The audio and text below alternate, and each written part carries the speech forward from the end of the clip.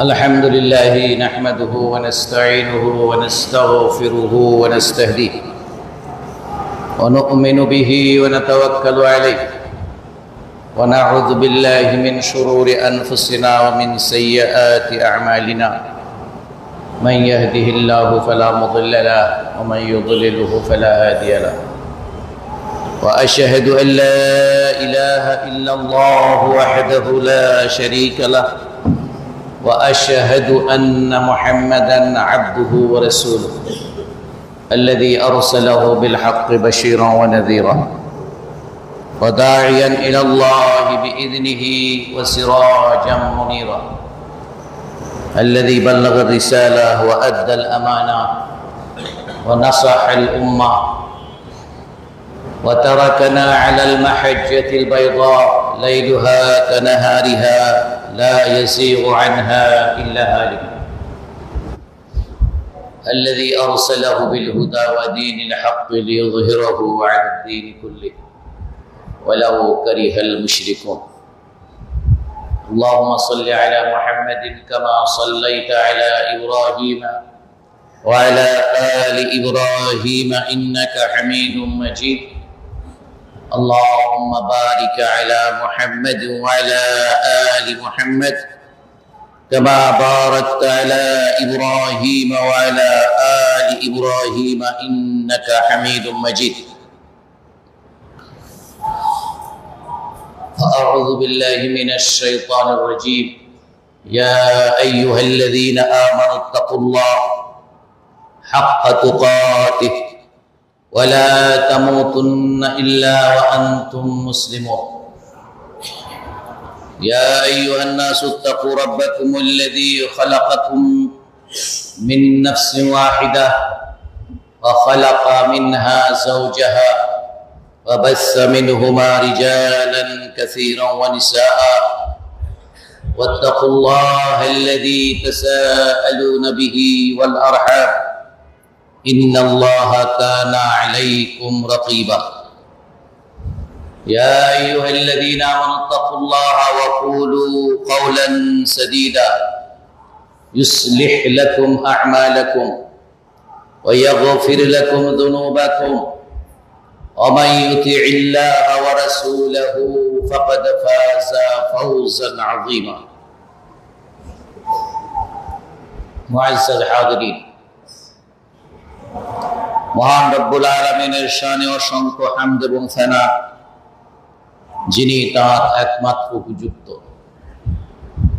যিনি অনুগ্রহ করে আমাদেরকে সালাতুল জুমা আদায়ের জন্য এই মসজিদে উপস্থিত হওয়ার ও একত্রিত হওয়ার তৌফিক দান করেছেন আলহামদুলিল্লাহ আমরা সব সময় আল্লাহর কাছে দোয়া করি আল্লাহ যেন আমাদের সকলের নেক এবং ভালো আমলগুলো কবুল এবং মঞ্জুর করে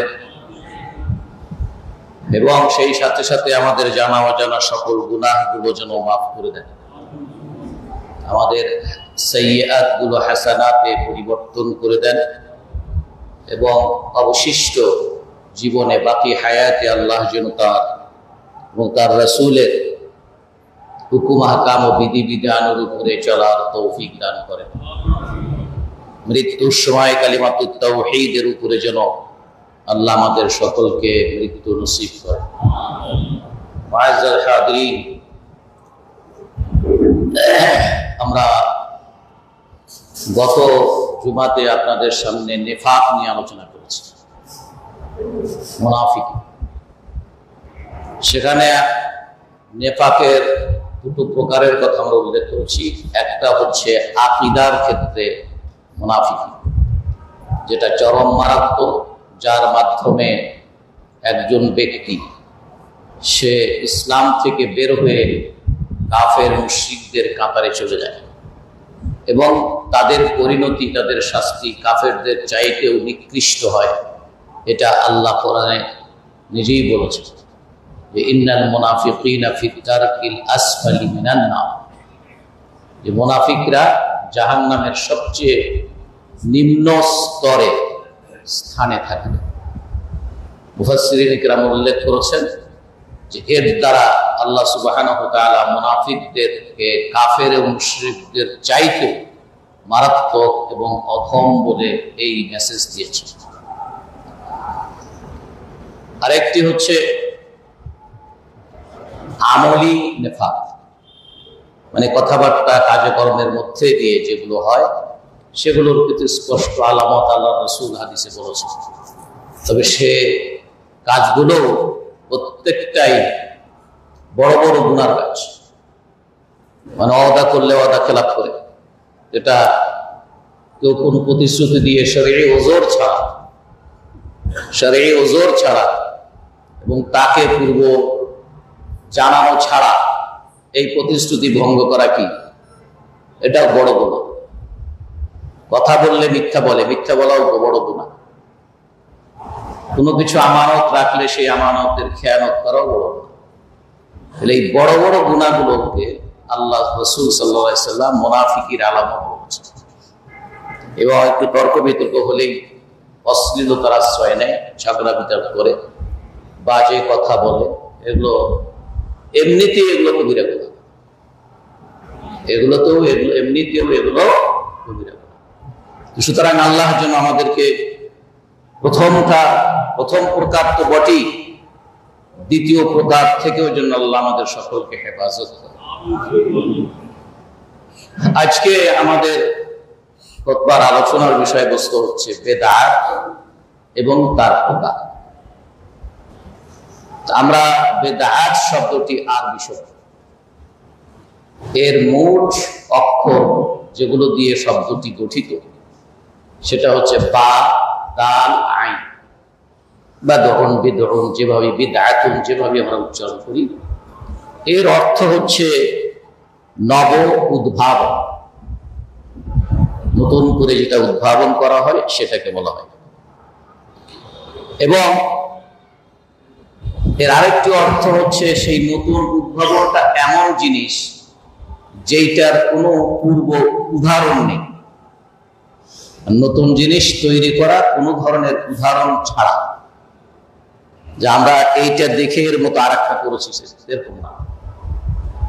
এই ধরনের শব্দের অর্থে বেদাত শব্দ ব্যবহার করা হয়। কোরআনে কারিমে আল্লাহ সুবহানাহু ওয়া তাআলা বলেছেন বাদিউস সামাওয়াতি ওয়াল আরদ, বাদিউস সামাওয়াতি ওয়াল আরদ। বাদি মানে তিনি নতুন উদ্ভাবনকারী। আল্লাহ কি উদ্ভাবন করেছেন, কি সৃষ্টি করেছেন? আকাশসমূহ এবং জমিন।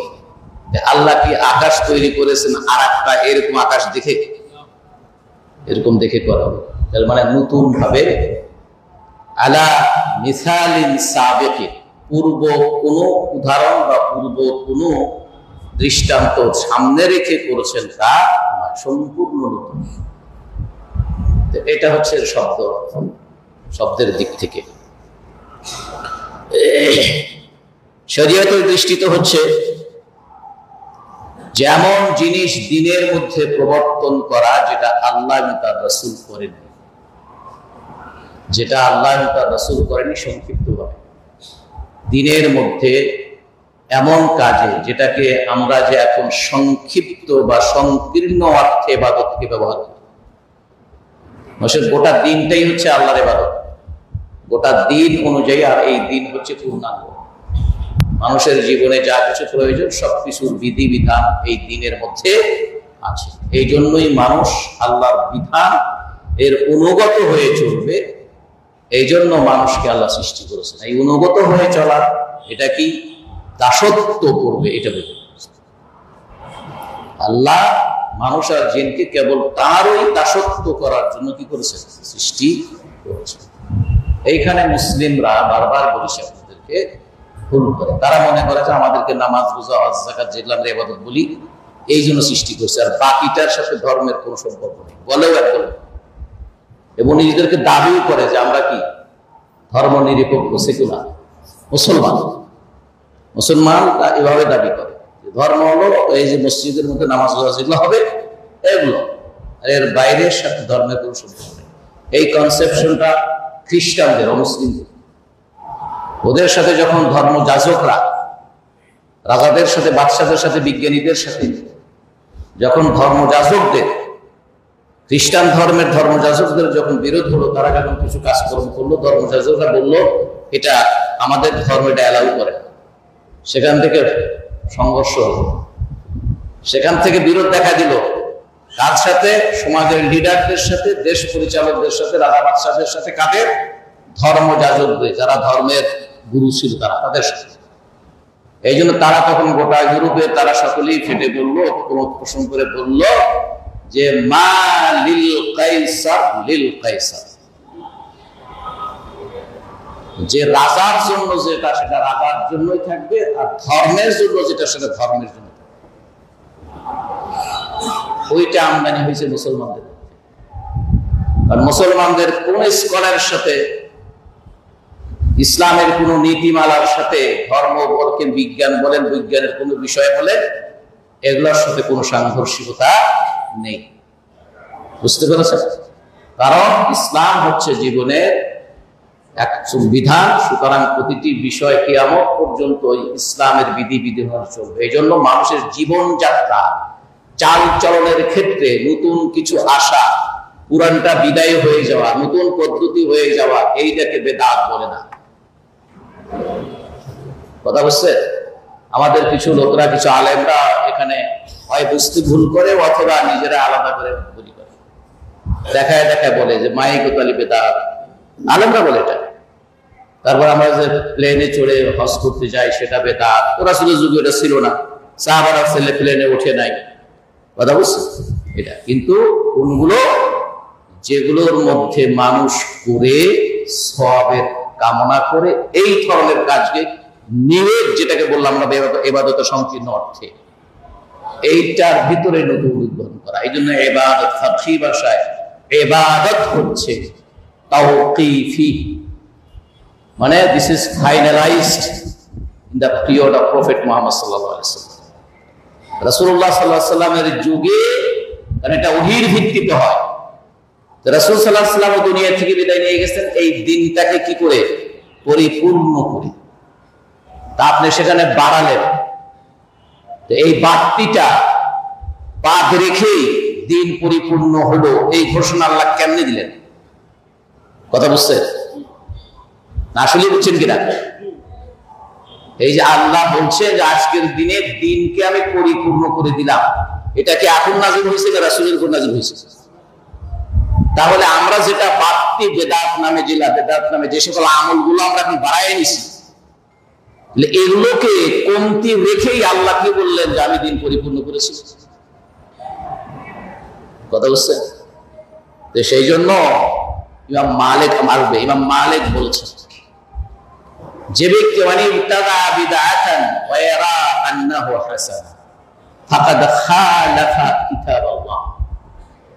যারা বলে কোন বেদাত সৃষ্টি করে নতুন এই ধরনের কোন ইবাদত গুলো, কোন আমল তৈরি করে বলে যেটা ভালো, তারা আল্লাহর কিতাবের বিরুদ্ধে অবস্থান নিয়েছে।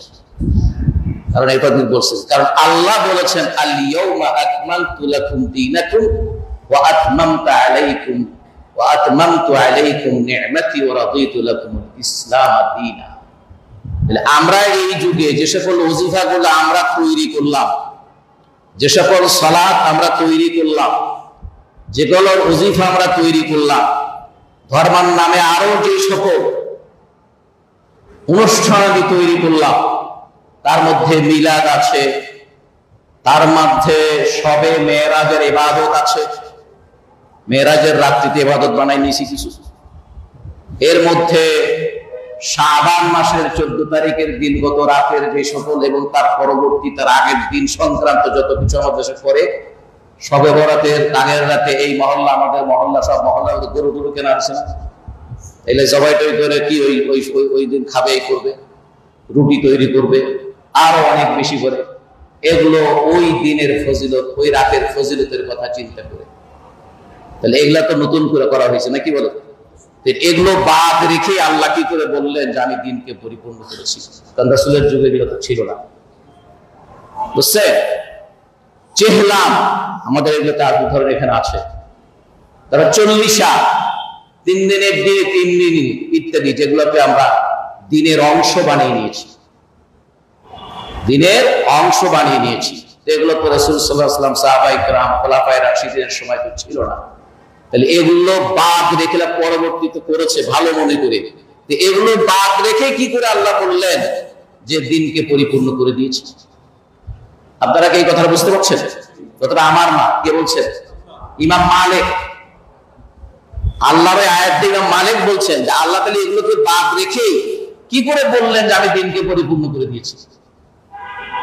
আচ্ছা, আবার যারা এটা করেছে, অন্য একটা বক্তব্য বলেছেন, তারা ফাকাদ ইত্তাহামার রাসূল সাল্লাল্লাহু আলাইহি ওয়াসাল্লাম, তারা রাসূল সাল্লাল্লাহু আলাইহি ওয়াসাল্লামকে এই অভিযোগে অভিযুক্ত করেছেন যে পরবর্তীতে বেদাতে হাসানার কথা বলে যে সকল দিনের মধ্যে যে সকল ইবাদত, আমল, ওজিফাগুলো বের তৈরি করা হয়েছে, এগুলো ভালো, এগুলো করলে সওয়াব হয়, এগুলো করলে আল্লাহর নৈকট্য লাভ করা যায়, এগুলো রাসূল জেনেও আমাদেরকে বলেন নাই, পরবর্তী আলেমরা তৈরি করেছে, রাসূল খেয়ানত করেছে। কথা বুঝছে? আর যদি উনি না জেনে থাকেন, তাহলে উনি যেটা জানলেন না যে এই ওজিফাটা করলে এই সওয়াব হবে, রাসূল জানলেন না, আমার কাছে কে এসে বললো যে এই ওজিফা করলে সওয়াব হবে? কথা বুঝতে পারছেন? এই জন্য যারা মনে করেন যে ছোটখাটো পেশানোর কথা, ছোটখাটো না, দেখছেন কত বড়, আল্লাহর কিতাবের বিরোধিতা করতাম। ইমাম মালিক বলছে আল্লাহর কিতাবের বিরোধিতা করে, তারা রাসূলকে অপবাদ দেয় যে রাসূল সাল্লাল্লাহু আলাইহি ওয়াসাল্লাম এগুলো ভালো হওয়া সত্ত্বেও তিনি করেন নাই, উম্মতকে করতে বলেন নাই, সুতরাং তিনি রিসালাতের দায়িত্ব পালনে খেয়ানত করেছেন। নাউযুবিল্লাহ। এজন্য বিষয়টা চারটিখানি না হয়, বিষয়টা অনেক বড়। এই জন্য আল্লাহর রাসূল এই বেদাতের ব্যাপারে, এই ধরনের নতুন উদ্ভাবন, এইটার ব্যাপারে রাসূলুল্লাহ সাল্লাল্লাহু আলাইহি ওয়াসাল্লাম সাবধান করেছেন। এই জন্য বেদাতের আর এক নাম হাদিসের ভাষায় মুহদাসা। কি? মুহদাসা, অথবা এর বহু বচন মুহদাসাত। ফাইন্না কুল্লা মুহদাসাতিন বিদআহ। কি? ফাইন্না কুল্লা মুহদাসাতিন, এই মুহদাসা মানে নতুন উদ্ভাবন করা, দ্বীনের কোন আমল, কোন ওজিফা, কোন ইবাদত, এই নতুন করার নামটাই কি? বেদাত।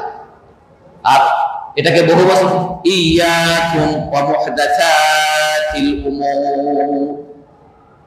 প্রতিটি আপনাদেরকে শুনে যাচ্ছে ইয়াকুম ওয়া মুহদাসাতিল উমুর, তোমরা সাবধান, দ্বীনের মধ্যে নতুন নতুন আমল, ইবাদত, ওজিফা ইত্যাদি এগুলো তৈরির ব্যাপারে সাবধান। কারণ এই ধরনের ফাইন্না, কেন ফাইন্না কুল্লা মুহদাসাতিন, এক বছর প্রথম হলো মুহদাসাত, এই ধরনের নতুন নতুন উদ্ভাবন থেকে তোমরা সাবধান থাকো। কেননা ফাইন্না কুল্লা মুহদাসা, এক বছর, কেননা প্রত্যেকটি এই ধরনের নতুন উদ্ভাবিত বস্তু এটা কি? বিদআহ। ওয়া কুল্লা বিদআতিন দালালা, আর প্রত্যেকটি বিদআতই কি? পথভ্রষ্ট। এই দালালা এর উল্টাটা কি? এর বিপরীত শব্দ কি? হেদায়েত। তাহলে হেদায়েতের বিপরীত শব্দ দালালা, আর দালালাতের বিপরীত শব্দ হেদায়েত। আমরা আল্লাহর কাছে দালালাত চাই না হেদায়েত চাই? তাহলে আমি কিভাবে দালালাতের কাজ করব? আমি কিভাবে দালালাতের কাজ করব? কিভাবে দালালাতকে আমি সমর্থন করব? এই কিন্তু বলবেন না, এগুলো সব মেনে নেওয়ার পরে কয় কি কিন্তু। কথা বুঝছে? কিন্তু শব্দটার দ্বারা কি হয়? আগে যা বললাম তা হয় গ্রহণ করলাম না, অথবা সেটাকে রহিত করে দিলাম, অথবা সেটাকে ঠেকাইয়া দিলাম। ঠেকে কিন্তু দিয়ে যা আমি বলবো, কিন্তু বলার পরে যা বলবো ওইটাকে আমি, ওইটার সমর্থক আমি, ওইটা আমি এস্টাবলিশ করতে চাই। যেমন একজন খুব চতুর লোক, তবে কথায় অত পারে না, লোকদের সামনে কথা বলতে পারে না। তখন একটাই মঞ্চে পক্ষে, উদাহরণ দেয় রাজনৈতিক দলেরা, একটা মঞ্চই কয়েক রাজনীতিবিদরা একসাথে ওই মঞ্চে আলোচনা করে। যেমন বিদেশে কিন্তু অনেক দেশে আছে যে নির্বাচনের জন্য প্রত্যেক দল আলাদা আলাদা কোনো সমাবেশ করবে না। নির্বাচন কমিশন থেকে এই ধরনের পাবলিসিটি করার জন্য, এটা শুনতেছি আমাদের কমিশনের এদেরও নাকি প্রস্তাব এগুলা হচ্ছে, যে একটা মঞ্চ হবে সরকারিভাবে কমিশনের পক্ষ থেকে, নির্বাচন কমিশনের পক্ষ থেকে এক একটা এলাকাতে, সেখানে যারা নির্বাচনে অংশগ্রহণ করবেন সকল দলের নেতারা ওই মঞ্চে এসে বক্তৃতা করবে।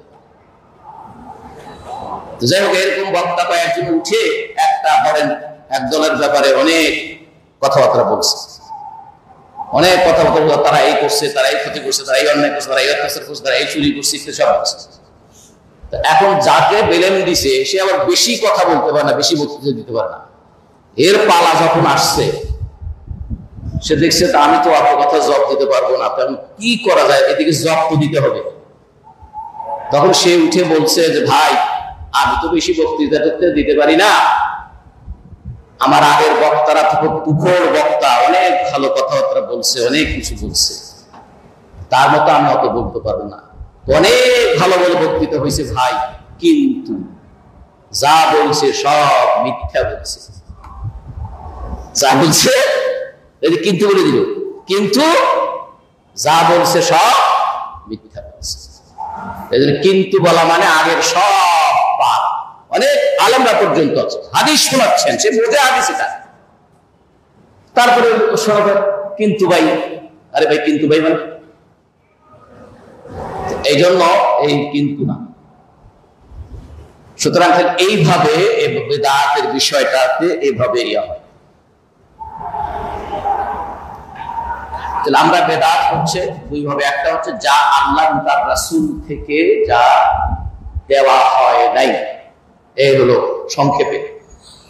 দুই হচ্ছে যে রাসূলুল্লাহ সাল্লাল্লাহু আলাইহি সাল্লাম এবং খোলাফায়ে রাশিদিনের যুগে যে সকল কর্মগুলো, যে সকল আমলগুলো, যে সকল ইবাদতগুলো, যে সকল ওজিফাগুলো ইত্যাদি যা এই যুগে ছিল না, যা পরবর্তীতে সৃষ্টি করা হয়েছে, এটার নাম কি? বেদাত। সহজ ভাষায় বোঝা, সহজ ভাষায় বোঝা, সেটা হচ্ছে বেদাত। এই বেদাতটা হচ্ছে ইসলামের, আমরা বলেছি ইসলামকে জানার জন্য ইসলামের ভিতরে কয়েকটা চ্যাপ্টার আছে। একটা চ্যাপ্টারের নাম হচ্ছে ঈমান আকীদা, মানে আকীদা বিষয়ক মানে কথাবার্তা। দুই নম্বর হচ্ছে ওই যে ইবাদত বলতে ওই নামাজ, রোজা, হজ, যাকাত এগুলো বিষয়। তিন নম্বর হচ্ছে মুআমালাত। মুআমালাত কোনগুলো? যেগুলো মানুষের জীবন যাপন করতে গিয়ে তাদের যে সকল সামাজিকতা, পারিবারিক, ব্যবসা, বাণিজ্য, জীবন ধারণের জন্য ইত্যাদি যেগুলো আছে, নামাজ, রোজা, হজ, যাকাত এগুলোর বাইরে, আর আকীদার ওগুলোর বাইরে যেগুলো আছে মানুষের, এগুলাকে কি বলা হয়? মুআমালাত। এই মুআমালাতই হচ্ছে মানুষের জীবনের অধিকাংশ কর্ম, অধিকাংশ অ্যাফেয়ার্স, অধিকাংশ বিষয়ে অ্যাক্টিভিটিস হচ্ছে এই মুআমালাতের সাথে। আকীদার যে বিষয়গুলো আপনার মনের সাথে, আর ইবাদতের যেগুলো সেগুলো গোনা আছে, এগুলো এগুলো এগুলো এগুলো এগুলো, আর এর বাইরে অগণিত কাজগুলো যেগুলো মানুষদের করতে হয়, এটার নাম হলো কি? মুআমালাত। আর পঞ্চমটা হচ্ছে বা চতুর্থটা হচ্ছে আখলাক, চরিত্রের সাথে সম্পর্ক। আর এই মুআমালাত হচ্ছে সবচেয়ে বেশি। কেমনে উঠবেন, কেমনে চলবেন, কেমনে একসাথে বসবাস করবেন, স্বামী স্ত্রীর সম্পর্কে, কেমনে বিয়ে, কেমনে শাদী, কেমনে এইটা, কেমনে বিচ্ছেদ ইত্যাদি সব এভরিথিং। সকালবেলা দেখা হবে, কি হবে, এর সাথে আপনি কেনা বেচা করতেছেন, কোন পদ্ধতিতে করবেন, তারপরে আপনি দেশ চালাচ্ছেন, সমাজ চালাতেছেন, বিবাদ গোলমাল মিটাইতেছেন, ইত্যাদি সব কিছু, এটাকে বলা হয় মুআমালাত। এই মুআমালাতের ক্ষেত্রে বেদাত নেই। এই মুআমালাতের ক্ষেত্রে কি নেই? বেদাত। এই জন্য আপনার বুতাম এটা আপনি সুতা দিয়ে বানান অথবা সিলভার দিয়ে বানান, এটাতে কিছু আসে যায় না। আপনার কথা দূরে পৌঁছানোর জন্য কোন প্রযুক্তি ব্যবহার করে আপনি এখানে কথা বলতেছেন, চলে যাচ্ছে আমেরিকা, এটাতে কোনো বেদাত নেই। কথা কি বুঝতেছেন এগুলো? সুতরাং এইভাবে হলো আমাদের বিষয়টাকে বুঝতে হবে যে এই মুআমালাতের ক্ষেত্রে কোনো বেদাত, এই জন্য মুআমালাতের জন্য দরজা খোলা, নীতিমালা আছে সেই কোরআন এবং সুন্নাহর সাথে যাতে করে সাংঘর্ষিক না হয়, কোরআন এবং সুন্নাহর সাথে যেন কি সাংঘর্ষিক না হয়।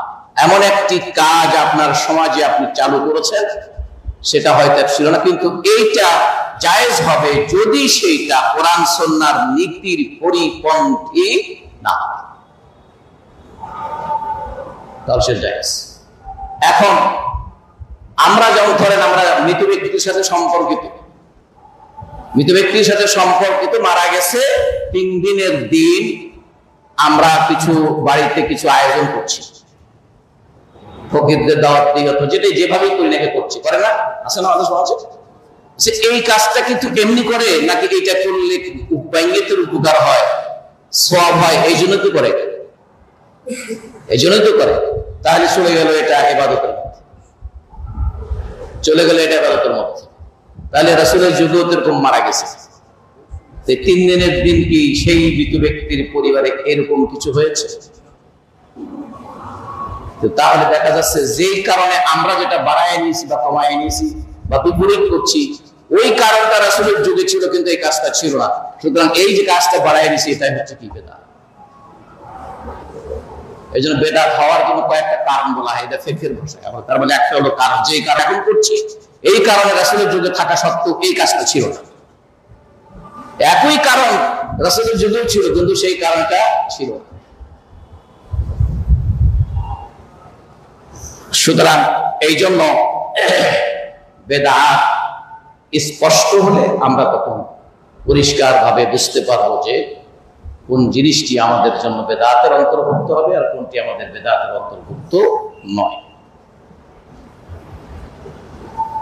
কারণ এইটা এর জন্য বলা হচ্ছে যে রাসূলুল্লাহ সাল্লাল্লাহু আলাইহি সাল্লামের হাদিস থেকে, তার একটা হাদিস আল-ইরবাদ ইবনে সারিয়া সাহাবী, তিনি বর্ণনা করছেন, এটি লম্বা হাদিসের এক শেষ অংশে গিয়ে শুরুটা করেছে যে তোমরা যারা বেঁচে থাকবে, ওয়া ইয়াইশ মিনকুম সায়ারা ইখতিলাফান কাসীরা, তোমাদের মধ্যে যারা বেঁচে থাকবে তোমরা অনেক ধরনের মতামত দেখতে পাবে দ্বীনের ব্যাপারে। অনেক ব্যাপার কি দেখতে পাবা? সুতরাং শেষে এসে বলছে, সুতরাং তোমরা, রাসূল বলছে, সুতরাং তোমরা আমার সুন্নাতকে আঁকড়ে ধরবে আর খোলাফায়ে রাশিদিনের সুন্নাতকে আঁকড়ে ধরবে, মারি তাঁত দিয়ে কামড়ে শক্তভাবে মজবুত ভাবে ধারণ করবে। এই জন্য ইমাম মালিক বলেছেন, মা কানা দীনুন ফি জামানির রাসূল ওয়া খুলাফাহি ফাহুয়া দীন ওয়া মা লাম ইয়াকুন ফাহুয়া লাইসা মিন দীন। আল্লাহর রাসূল সাল্লাল্লাহু আলাইহি সাল্লাম এবং সাহাবায়ে খোলাফায়ে রাশিদিনদের যুগে যেগুলো দ্বীন হিসেবে ছিল ওগুলোই দ্বীন, আর যেগুলো ছিল না সেগুলো কখনো দ্বীন নয়, সেগুলো কখনো কি না দ্বীন নয়। এই কথাগুলো তো ইমাম মালিক বা ইমামরা সেই সময় বলে গেছে, সেই সময়গুলো সাবধান করে গেছে। এই জন্য আমাদেরকে বিষয়গুলোকে সাবধান করতে হবে। আল্লাহ রাসূল নিজে বেদাতের ব্যাপারে সাবধান করেছেন যে তোমরা সাবধান হবে নতুন নতুন দিনের মধ্যে নতুন নতুন আবিষ্কার সমূহ থেকে, কেননা প্রত্যেকটি নব নব নতুন উদ্ভাবিত বস্তু বা বিষয় হচ্ছে বেদাত, আর প্রত্যেক বেদাতই হচ্ছে পথভ্রষ্টতা। প্রত্যেক বেদাতই পথভ্রষ্টতা, তাহলে সেই বেদাতকে ভালো আর মন্দ ভাগ করার সুযোগ আছে? প্রত্যেক বেদাতই বোঝার সুযোগ আছে? সুযোগ নেই। সুতরাং এই যারা ভাগ করে, এই ভাগটাও যারা জন্য তারাও একটু এক ধরনের হয়তো ভুল বুঝে করে। কারণ এই বেদাতে হাসানা বলে তারা যেগুলো উদাহরণ দেয় না, আসলে এগুলো বেদাতের মধ্যেই পড়ে। কিভাবে দেখেন যে তারা বেদাতে হাসানা বলে, তারাবির নামাজ এটা না বেদাতে হাসানা। আরে ভাই, তারা বলতে চান ওমর ইবনে খাত্তাব রাদিয়াল্লাহু তাআলা তিনি তারাবি শুরু করেছেন, আচ্ছা, ওমর রাদিয়াল্লাহু ধরে নিচ্ছি তিনিই যদি শুরু করে থাকেন, তিনি খোলাফায়ে রাশিদিনের একজন ছিলেন না? তো খোলাফায়ে রাশিদিন দ্বারা যদি তার দ্বারাই তৈরি হয়ে থাকে, সেটা তো বেদাতের মধ্যে পড়বে না। রাসূল তো বলেই গেছেন আমার সুন্নাত আর খোলাফায়ে রাশিদিনের সুন্নাত কি। ওনারা বেদাতে হাসানা যারা বলে, তারা এটা বলে, উদাহরণ বলে যে যেমন তারাবির নামাজ বেদাতে হাসানা, জামাতের সাথে তারাবির নামাজ বেদাতে হাসানা তারা বলে। আর একটা কি বলে, এই যে কোরআনে কারীমকে কম্পাইল করে সংকলন করে যে একটা এর মধ্যে রাখা হয়েছে, তাহলে বলেন আল্লাহর রাসূল এই কোরআনকে সংরক্ষণ করার জন্য বিভিন্ন জায়গায় লিখে রেখেছেন না? কি বলে লিখে রাখছেন কিনা? লিখে রেখেছেন। তাহলে সেই লেখাগুলোকে একসাথে করা হয়েছে শুধু, এটা বেদাত হলো কেন? এটা রাসূলের যুগে ছিল। তো এই জন্য ওনারা ভুল বুঝে যেগুলো বেদাতে হাসানা বলে উদাহরণ দেন, সেগুলো বেদাতে হাসানার মধ্যে পড়ে না অনেকগুলো। আর যেগুলো বলে যেটা না থাকলেও এটা ভালো, খারাপ তো কিছু করতে বেশি শুনবে, কয় খারাপ তো করতেছি না, নামাজের পরে মোনাজাত, কয় খারাপ কিছু তো করতেছি না, মোনাজাত তো করতে পারি, আছে তো এখানে করতেছি, আমি খারাপ তো কিছু করতেছি না। এইটাই তো বড় খারাপ করতেছেন, যে রাসূল করেন নাই এই জায়গাতে, এই জায়গাতে রাসূল করেন নাই, আপনি সেই জায়গাতে সেটা এস্টাবলিশ করছেন, আপনি খারাপ করছেন না, কি ভালো করছেন? কথা বুঝছেন? এটা এই জন্য মনে রাখতে হবে, এগুলো খেয়াল রাখতে হবে। এই জন্য যেই জায়গাতে যেটা সেটা করতে হবে। আমরা অনেকে আছি আজান দেওয়া শেষ হওয়ার পরে দরুদ শরীফ জোরে জোরে উচ্চ স্বরে পড়ি, দরুদ শরীফ যেটাকে দরুদ শরীফ বলি আমরা, দরুদ শরীফ আসলে দরুদ শরীফ জায়গায় রাসূলের প্রতি সালাত এবং সালাম, দরুদ শব্দটা কিন্তু উর্দু বা ফার্সি শব্দ, এটা কিন্তু কোরআন বা হাদিসের কোনো ভাষা না। দরুদ যে বলি না আমরা, এটা হলো রাসূলের প্রতি কি সালাত এবং সালাম পাঠ করা। আবার আমরা দরুদ ইব্রাহিমও নাম দিয়েছি, আমরাও বলি অনেক সময় আল্লাহুম্মা সাল্লি আলা মুহাম্মাদিন কামা সাল্লাইতা আলা ইব্রাহিম ওয়া আলা আলি ইব্রাহিম। দরুদ ইব্রাহিম এই টাইটেল কিন্তু হাদিসে দেওয়া হয় যে এটার নাম দরুদ ইব্রাহিম, এটা আমরা কিছু নিজেরা বানিয়ে নিয়েছি।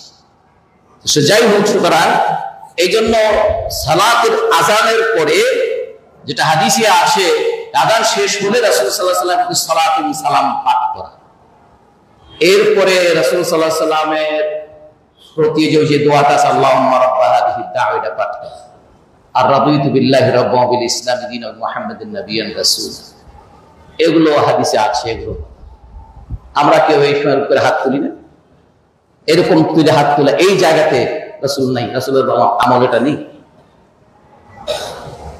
এই আমল রাসূলের নেই, তা আমরা এটা করছি। তাহলে রাসূল অনেকে আছে আশহাদু আল্লাহ শুনলে এখানে এরকম করে না? তা আপনি কি প্রথম আশহাদু আল্লাহ ইলাহা ইল্লাল্লাহ শুনতেছেন না রাসূলের যুগে আযান হইছে, সাহাবারা শুনেছেন, তারা কি কাজটি করেছে? আপনি এখন কেন করছেন? নিশ্চয় আপনি এই চিন্তা করে করছেন, এটা করলে আমার উপকার আছে। এই যে রাসূলের আশহাদু আল্লাহ শোনার পরে এইটা ফু দিয়ে চোখে দিলে আপনার উপকার আছে, এটা আপনাকে কে বললো? রাসূলরা জানতেন না? যদি আপনি বলেন যে হ্যাঁ রাসূল জানতেন কিন্তু বলেন নাই, তাহলে তো খেয়ানত করছেন। আর যদি বলেন যে না উনি জানতেন না, তো উনি যেটা জানলেন না আপনাকে কে জানালো সেটা? আপনার কাছে কি ফেরেশতা নাযিল হয়েছে আল্লাহর পক্ষ থেকে? জিবরাইল এসে আপনাকে বলে গেছে? তাহলে আপনাকে অন্য কেউ বলে গেছে, সেই অন্য যে বলে গেছে সে আপনার কল্যাণ চায় না। অন্য যে আপনাকে বলেছে সেটা কি? শয়তান।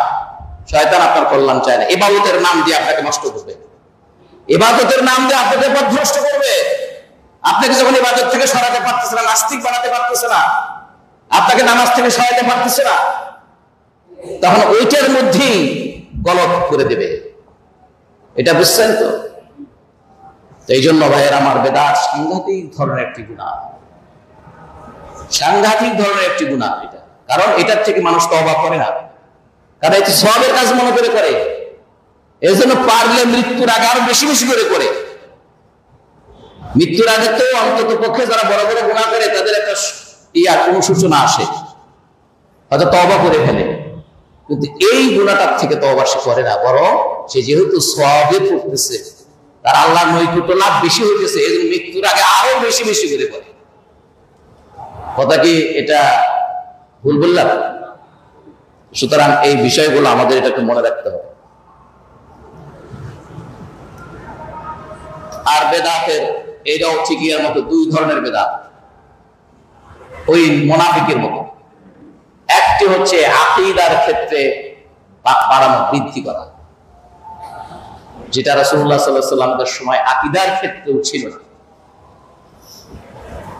যেমন আল্লাহ সব কিছুর সৃষ্টিকর্তা, একদল চিন্তাশীল বের হলো, মুসলমানরা যখন বিভিন্ন দার্শনিক দেশে অনেক দেশ জয় হলো না, এরকম বিভিন্ন সভ্যতার সাথে বিভিন্ন দর্শনের সাথে তারা যখন সম্পৃক্ত হলো, ওই সকল দার্শনিক কিছু চিন্তা তাদের মধ্যে,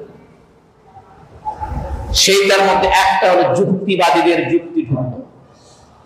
এটা এই যুক্তিকে তারা আল্লাহর ব্যাপারেও ব্যবহার করতে শুরু করলো। আল্লাহ কোরআনে যা বলেছেন আল্লাহর ব্যাপারে রাসূল যেগুলো বলেছেন, এগুলোকে তারা যুক্তি দিয়ে পরিমাপ করতে শুরু করে যখন মিলাইতে পারে না যুক্তির সাথে, তখন হয় ওই আয়াতটাকেই বলে যে এই আয়াতটা গ্রহণযোগ্য না, এই আয়াতের হুকুমটা গ্রহণযোগ্য না, অথবা বলে যে এখানে এই অর্থ হবে না, আর এক অর্থের দিকে নিয়ে যায়। ওই যুক্তিতে যখন আর মিলাইতে পারতেছে না, এই জন্য যুক্তি থাকা ভালো, কিন্তু যুক্তির উপর নির্ভর করে ইসলামের সবকিছু বিচার করা আপনাকে শয়তানের ফাঁদের মধ্যে ফেলে দেবে। এই জন্য তারা তখন এরকম আল্লাহকে নিয়ে নানান বললো, পরকাল নিয়ে নানান কথাবার্তা বললো। আজকে যেমন একদল লোক আছে যারা কয় কবর আযাব, কবরের আযাব যদি আমরা মেনে নিই, তাহলে আল্লাহ যে বলছেন যে আমি জালিম না, আল্লাহ তো এই কবরের মধ্যে বিচার করার আগেই শাস্তি দিচ্ছে, তাহলে তো আল্লাহ জালিম। এভাবে হিসেব বুঝছে। আবার কয় যে কই কোরআন শরীফে কোন আয়াত তো নাই কবর সম্পর্কে, ওয়ামিন ওয়ারাইহিম বারযাখুন সুম্মা ইউবআসুন। এই যে জীবনের পরে তোমাদের পিছনে আরেকটা জীবন আছে, এর নাম বারযাখ। আবার এইখান থেকে তোমাকে পুনরুত্থান করা হবে। তাহলে কি বোঝা গেল? মাঝখানে বারযাখ কি? তোমার যে জীবন এখন আমরা আছি, এরপরে তোমার পিছনে কি আছে? বারযাখ। এরপরে তোমাকে আবার পুনরুত্থান করা হবে। তাহলে মাঝখানে বারযাখটা কি? কবর না? কবরের জীবন না? উনি খুঁজে পান না। কোরআনের মধ্যে কবর সম্পর্কে কিছু নাই, উনি খবর ওনারা পারেন না, পায় না কিছু। রাসূল বলছেন তোমরা কবরের আযাব থেকে প্রতিদিন আল্লাহর কাছে পানা চাও, প্রতিদিন আল্লাহর কাছে কবর আযাব থেকে পানা চাও। আর বলছে কবর আযাব নাই, কবর শান্তি নেই। রাসূল হাদিসে বলছেন তিনটি প্রশ্ন হবে, উত্তর যারা দিতে পারবে আল্লাহর পক্ষ থেকে বলা হবে ফাইনাদি মুনাদিন সাদাকা আব্দি, আমার বান্দা সঠিক উত্তরে ফাআফরিসুল লাহু বিল জান্নাত ওয়া বাবা মুনাজাত। আমার বান্দারা সঠিক জবাব দিয়েছে, ওর জন্য বেহেশত থেকে বিছানার ব্যবস্থা করো, দরজা খুলে দাও জান্নাতের, ওখান থেকে আরামায়েশে থাকবে সে। পক্ষান্তরে যারা উত্তরটা দিতে পারবে না, তাদের জন্য জাহান্নামের একই ব্যবস্থা। এটাই জান্নাতের, কবরের সুখ এবং কবরের কষ্ট, কবরের দুঃখ। সুতরাং জবাবদিহিতার দুটো জায়গা পড়ে থাকে, একটি হচ্ছে কবরে, আরেকটি হচ্ছে ওই পুনরুত্থানের পরে 50,000 বছর কঠিন অবস্থা পার করে রাসূলুল্লাহ সাল্লাল্লাহু আলাইহি ওয়াসাল্লামের শাফাআত উযমা বড় সুপারিশের মাধ্যমে বিচার অনুষ্ঠান শুরু করবেন আল্লাহ। সেইখানে আপনাকে আমাকে প্রত্যেকটি বিষয় সম্পর্কে জিজ্ঞাসা করবে, ছোড়ে গালিনি, প্রত্যেকটি বিষয় জিজ্ঞাসা করবে আপনাকে আমাকে। এর একটা বড় কমন দলিল হচ্ছে আল্লাহ বলছেন কোরআনে সূরা আল তাকাসুর সর্বশেষ আয়াত, সুম্মা লাতুসআলুন্না ইয়াওমা ইযিন আনিন নাঈম। তারপর তোমাদের সকলকে অবশ্যই অবশ্যই জিজ্ঞাসা করা হবে কি সম্পর্কে? আল্লাহ প্রদত্ত নেয়ামাতগুলো সম্পর্কে। ও ভদ্রলোক, ও ভাই, আপনার প্রতি আপনার আল্লাহর কি কি অনুগ্রহ আছে আপনি বেঁচে দেবেন, এগুলো সম্পর্কে জিজ্ঞাসা করবে আল্লাহ আমাকে, আপনাকে। আল্লাহ জিজ্ঞাসা করবে আল্লাহ যে নিয়ামতগুলো আমাদেরকে দিয়েছে এই সম্পর্কে জিজ্ঞাসা করবে আল্লাহ, অবশ্যই জিজ্ঞাসা করবে। ওয়া রাব্বিকা লানাসআলান্নাহুম আজমাইন। তোমার রবের কসম, রাসূলকে আল্লাহ সম্বোধন করেছে তোমার রবের, আপনার রবের কসম। আল্লাহ নিজেই তার মানে কসম করে বলতেছে তাদের প্রত্যেককে আমি অবশ্যই জিজ্ঞাসা করব কি সম্পর্কে? আম্মা কানু ইয়ামালুন। সূরা আল হিজর, সূরা আল হিজর 15 নম্বর আয়াত, সূরা 15 নম্বর সূরা 92-93 নম্বর আয়াত, যে তাদেরকে আমি অবশ্যই অবশ্যই জিজ্ঞাসা করব তারা যা করেছে সেই সম্পর্কে। তাহলে এই দুনিয়াতে আমরা যা কিছু করছি এই সম্পর্কে আল্লাহ জিজ্ঞাসা করবে। সুতরাং ভাইয়ের আমার বলছিলাম, তাহলে আকীদার ক্ষেত্রে এই ধরনের অনেক বিষয়ে অনেক ফেরকা সৃষ্টি হয়েছে, যেটাকে ফেরাকায় বাতিলা বলা হয়। এদের নাম আছে জাবরিয়া, কাদরিয়া, এগুলা মুতাজিলা, তারপর আরো বহু নাম আছে। 70-72 ভাগে বিভক্ত হয়েছে। হাদিসে রাসূল বলছেন আমার উম্মত 73 ভাগে বিভক্ত হবে। এর মধ্যে একটাই কেবল সঠিক, যারা জাহান্নাম থেকে মুক্তি পাবে এবং এরাই জান্নাতি হবে। একটা দল। সাহাবারা জিজ্ঞেস করলেন তারা কারা, সেই দলটি কারা? রাসূল বললেন আমি এবং আমার সাহাবীরা যার উপর আছে সেটা। তাহলে আপনি এখানে বেদাত সৃষ্টি করে, বেদাত তৈরি করে, সাহাবাদেরকে ডিঙ্গিয়ে, রাসূলকে ডিঙ্গিয়ে, নিজের ঠিক রাখার জন্য, বুজুর্গি ঠিক রাখার জন্য, নিজের এলেমগিরি ঠিক রাখার জন্য, নিজের পীরগিরি ঠিক রাখার জন্য দরুদ বানাইছেন নতুন করে, বিভিন্ন নাম দিয়েছেন, বিভিন্ন খতমের নাম দিয়েছেন, এই খতম, ওই খতম, সেই খতম ইত্যাদি করেছেন। অথচ এগুলো কোনো রাসূল সাল্লাল্লাহু আলাইহি ওয়াসাল্লাম ছাড়া আরো আছে, আর অনেক কিছু, অনেক উদাহরণ আছে। এই জন্য এগুলো সম্পর্কে আমাদেরকে সাবধান হতে হবে। সম্মানিত ভাইয়েরা, রাসূলুল্লাহ সাল্লাল্লাহু আলাইহি ওয়াসাল্লাম বলেছেন মান আহাদাথা ফি আমরিনা হাযা মা লাইসা মিনহু ফাহুয়া রাদ। সহিহ বুখারী মুসলিমের হাদিস। আমার এই দ্বীনের মধ্যে নতুন কিছু উদ্ভাবন করলো দ্বীনের নামে, ইবাদতের নামে, এটা প্রত্যাখ্যাত হবে। আর আপনি বলছেন সফল, আপনি বলতেছেন সফল হবে। আল্লাহ রাসূল বলেন প্রত্যাখ্যাত হবে, আর আপনি বলছেন সফল হবে।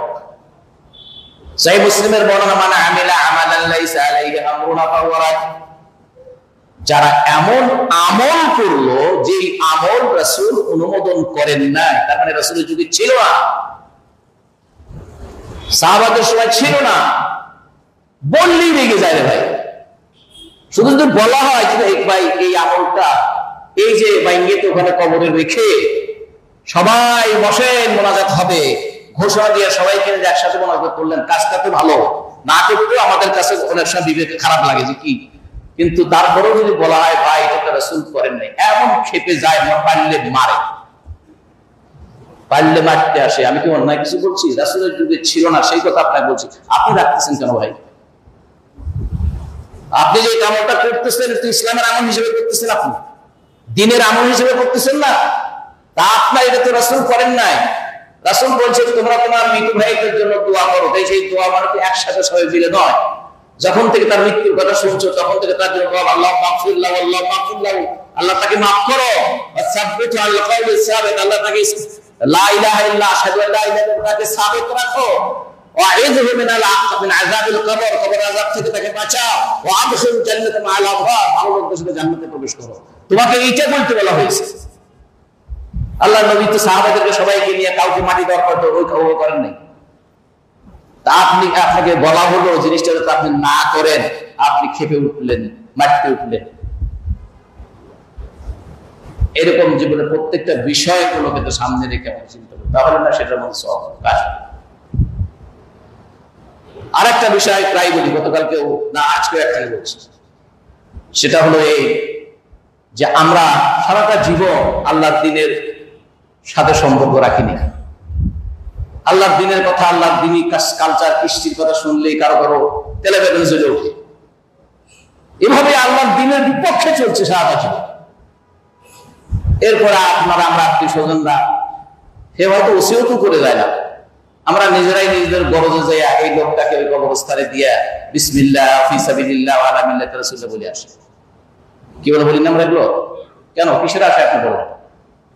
এই লোকটাকে আল্লাহর দ্বীনের উপর চলেছে, আল্লাহ রাসূলের মিল্লাতে বসে চলেছে। তাই জন্য সাক্ষী যদি সঠিক না হয়, এর জন্য ধরা খাওয়া আছে। সাক্ষী যদি সঠিক না হয়, এর জন্য কি আছে? এই জন্য যারা চিহ্নিত, যারা আল্লাহর দ্বীনের সাথে যারা সম্পর্ক রাখে না এবং দ্বীন অনুযায়ী চলে না, পারলে বিভিন্ন কথাবার্তার মধ্যে বিরোধিতা করে, তাদের ব্যাপারে চিন্তা করতে, তাদেরকে বেশি বেশি করে উপদেশ দেওয়া উচিত। বেশি বেশি করে তাকে নিজের আত্মীয়দেরই বেশি দায়িত্ব যে তাকে অন্তত মিনিমাম লেভেলে নিয়ে আসা, যাতে করে আল্লাহর দ্বীনের বিরোধী না হয়ে যায়, আল্লাহ রাসূলের বিপক্ষ হয়ে না যায়। এটা মারাত্মক, এটা ইমানের জন্য এটা মারাত্মক। এই যেটা দায়িত্ব আমাদের আত্মীয় স্বজন যারা আছে, ভাই ব্রাদার যারা আছি, তাদের দায়িত্বটা, কারণ আপনাকেই তো সাক্ষী দিতে হবে ওই রেখে বুকের উপর হাত দিয়ে বিসমিল্লাহ ওয়া আলা সাবিলিল্লাহ, বিসমিল্লাহ ফি সাবিলিল্লাহ ওয়া আলা মিল্লাতি রাসূল, আপনাকে কি বলতে হবে তার সম্পর্কে। সুতরাং তাকে ভালো পথে রাখার চেষ্টা করেন, দ্বীনের পথে রাখার চেষ্টা করেন। তো সুতরাং এই বিষয়গুলো আমাদেরকে মনে রাখতে হবে। তাহলে আমরা বলছিলাম বেদাত এটা হচ্ছে একটি হচ্ছে আকীদার সাথে সম্পর্কিত, এতে করে অনেক পথভ্রষ্টতা আছে। আর 2 নম্বর হচ্ছে আমলের ক্ষেত্রে, নেফাকের যেমন আকীদার ক্ষেত্রে, আর একটা হলো আমলের ক্ষেত্রে। বেদাত ও আকীদার ক্ষেত্রে এটা চরম মারাত্মক, এটা কখনো কখনো ইসলাম থেকে খারিজ হয়। এই ধরনের বেদাত কখনো কখনো ইসলাম থেকে খারিজ হয়ে যায়, কখনো কখনো শিরকের মধ্যে চলে যায়, আবার কখনো কখনো সরাসরি শিরক না হলে শিরকের বাহন হিসেবে কাজ করে, শিরকের উসিলা হিসেবে কাজ করে। আর 2 নম্বর হচ্ছে আমলের ক্ষেত্রে যেগুলো হয়, যেগুলো আমরা অনেক উদাহরণ দিয়েছি। সুতরাং এই ধরনের বেদাত থেকে আমাদের পরিহার করা উচিত। এই জন্য এটা প্রত্যাখ্যাত হয়, আল্লাহর কাছে গ্রহণযোগ্য হয় না। রাসূলুল্লাহ সাল্লাল্লাহু আলাইহি ওয়াসাল্লাম তাদের ব্যাপারে অনেক, যে ব্যক্তি আমার পরে যারা আল্লাহর দ্বীনের মধ্যে নতুন কিছু উদ্বোধন করে, আমার শাফাআত তো আমার সকল উম্মতরা পাবে, তবে তারা পাবে না যারা আমার পরে আমার দ্বীনের মধ্যে নতুন কিছু সৃষ্টি করেছে। সহিহ বুখারীতে একটা বড় হাদিস আছে, রাসূলুল্লাহ সাল্লাল্লাহু আলাইহি ওয়াসাল্লাম হাউজে কাউসারের তিনি ওখানে বসে চেয়ার করে বলবেন, রাসূলের আশেপাশে অসংখ্য আছে, পাত্র আছে, পেয়ালা আছে, কাপ, সেখানে দলে দলে যাবে, ওখান থেকে পানি পান করবে। রাসূল হাদিসে বলেছেন, আল্লাহ এই হাউজের এই কাউসারের পানি একবার যে পান করবে, তার সমস্ত হাসরের ময়দানে আর তার পানি পিপাসা লাগবে। তো রাসূল সাল্লাল্লাহু আলাইহি ওয়াসাল্লাম বলছেন, আমি দেখবো যে একদল লোক আসতেছে, দলে দলে তো আসতেছে, সবাই আসতেছে, খাচ্ছে, চলে যাচ্ছে। একদল আসতেছে, হঠাৎ করে দেখি যে এদের দেখি না, সামনে একটা বিশাল দেওয়াল পড়া, সামনে একটা বিশাল দেওয়াল পড়া। আমি বলবো, ফেরেশতারা, ওরা তো আমার উম্মত, ওদেরকে আসতে আটকে দিলে কেন? তখন ফেরেশতারা আমাকে জবাব দিবে, ইয়া রাসূলুল্লাহ, আল্লাহ রাসূল, আপনি জানেন না আপনার মৃত্যুর পরে এরা কি কি নতুন কিছু সৃষ্টি করেছিল আপনার দ্বীনের মধ্যে। তখন রাসূল বলবেন, ফাসুহবান সুহবান লিমান বাদদালাতি আও গায়্যারাতি, তারা দূর হও যারা আমার দ্বীনের মধ্যে পরিবর্তন এনেছে। এই জন্য বিষয়টা চারটিখানি কথা না, সহজ বিষয় না। এই জায়গাতে একটু না, আমি এত ভালো কাজ করতেছি, এত করা কথা বলেন কেন? আমরা তো ভালো কাজ করতেছি, অন্য কিছু তো করতেছি না, খারাপ কিছু তো করতেছি না। এই হাদিসগুলো আপনার সামনে থাকলে, এটা যদি আপনি বোঝেন, আপনার যদি সেই এলেম, সেই ঈমান যদি আপনার থাকে, সেই দীপ্তি, সেই ফরহাদটা আপনার মধ্যে সৃষ্টি হয়ে থাকে, এগুলো আপনাকে ঘুমাতে দেবেন না, এগুলো আপনাকে ঘুমাতে দেবেন। এই কারণেই যারা এগুলোর ব্যাপারে বুঝায়, কারণ এটাই অহরহ আমাদের সমাজে চলছে বলে আমি যে কথা বলবো, যে কথা বলার লোক কম। কারণ সমাজে যখন একটা জিনিস প্রচলিত হয়, অনেক বড় বড় আলেমদেরকে জিজ্ঞাসা করছি যে আপনারা এই ধরনের কথা বলেন না কেন? ওই চলে আসতেছে, খেলাম ভাগ জ্ঞানজাম লাগে। আল্লাহ আল্লাহ কসম করে বলছি, বড় বড় আলেমদের দুই একজনের সাথে কথা বলে, তারা এই কথা বলে, একবার চলে আসতেছে, ওইটা নিয়ে জ্ঞানজাম লাগে না, এইভাবে আমি যেভাবে বলি এভাবেই বলে, বুঝছেন? সুতরাং আমাদেরকে এটা মনে রাখতে হবে। আল্লাহ রাসূল সাল্লাল্লাহু আলাইহি ওয়াসাল্লামের এই সকল শক্ত কথা বলে তাদের জন্য শাফাআত হবে না, বেদাতীদের জন্য কি হবে না? শাফাআত হবে না। আব্দুল্লাহ ইবনে মাসউদ বলছে যে তিনি একটা ঘোষণাতে ছিলেন, সেখানে কিছু লোক বেদাত কাজ করতেছিলেন। কি ধরনের? দেখেন, এটা কিন্তু আমাদের সমাজে আছে। আবু মুসা আল-আশআরী আব্দুল্লাহ ইবনে মাসউদের বাড়িতে কুফায়, বাড়িতে উনি মসজিদ থেকে যে আব্দুল্লাহ ইবনে মাসউদের বাসাতে গিয়ে বললেন, তোমার সাথীরা দেখো কি করছে মসজিদে, এখনো আল্লাহর নবীর সাহাবীরা আছে, দেখো মসজিদে তোমার সাথীরা কি করছে। আব্দুল্লাহ ইবনে মাসউদ আসলে, এসে দেখে বললে যে কি করছে, চলো যাই দেখো। দেখে যে একদল লোক কিছু বিচি বা পাথর একজনের সামনে রাখছে, রেখে সে একবার সুবহানাল্লাহ পড়ে একটা পাথর নিয়ে আরেকজনকে দিচ্ছে, সেও পড়ে আরেকজনকে দিচ্ছে, সেও পড়ে এবার ওই শেষের জন্য কাছে রাখতেছে। এটা আছে না আমাদের দেশে? লক্ষ কলমা যারা পড়ে এগুলো করে না? আমরা ছোটবেলায় দেখেছি, ওই যে তেঁতুলের বিচি আছে না, এরকম মনে করে 100 জন বসছে এখানে, 100টা তেঁতুলের বিচি ওখানে রেখে আবার 100 জন পড়ে জোরে রাখছে, 100 জন 100 বার করা হয়ে গেল। সুতরাং এই জন্য আব্দুল্লাহ ইবনে মাসউদ এটা দেখে তার চোখ মুখ লাল হয়ে গেল। তিনি বললেন, তোমরা এটা কি করছো? তখন তারা বললেন যে আমরা তাসবিহ করছি। গুনে গুনে কেন? তোমরা কি তোমাদের গুনাহগুলো গুনো? তোমাদের গুনাহগুলো কি গুনো? সাবধান, এখনো রাসূলের হাতে ব্যবহার করা পাত্রগুলো, বর্তনগুলো, থালাবাটি ঘটনগুলো এখনো পুরান হয়ে যায় নাই। আল্লাহর রাসূলের সাহাবীরা এখনো বেঁচে আছে। এত তাড়াতাড়ি তোমরা আল্লাহর রাসূলের সুন্নাত ছেড়ে দিয়েছো। আমি খুব আশঙ্কা করছি এখনই এই মসজিদের ছাদ আমাদের উপর ভেঙে পড়বে। সুতরাং ভাইয়ের আমার, বেদাত ছোট্ট জিনিস, অনেক বড় জিনিস। আল্লাহ যেন আমাদের সকলকে কথাগুলো বোঝার তৌফিক দান করেন। বারাকাল্লাহু লাকুম ফিল কুরআনিল আযীম ওয়া নাফা'নি ওয়া ইয়্যাকুম বিমা ফীহি মিন আয়াতি ওয়া যিকরিল হাকীম। আকুলু কওলি হাযা ওয়া আস্তাগফিরুল্লাহ লি ওয়া লাকুম লিসাইরিল মুসলিমিন ইন্নাকা গফুরুর রহিম।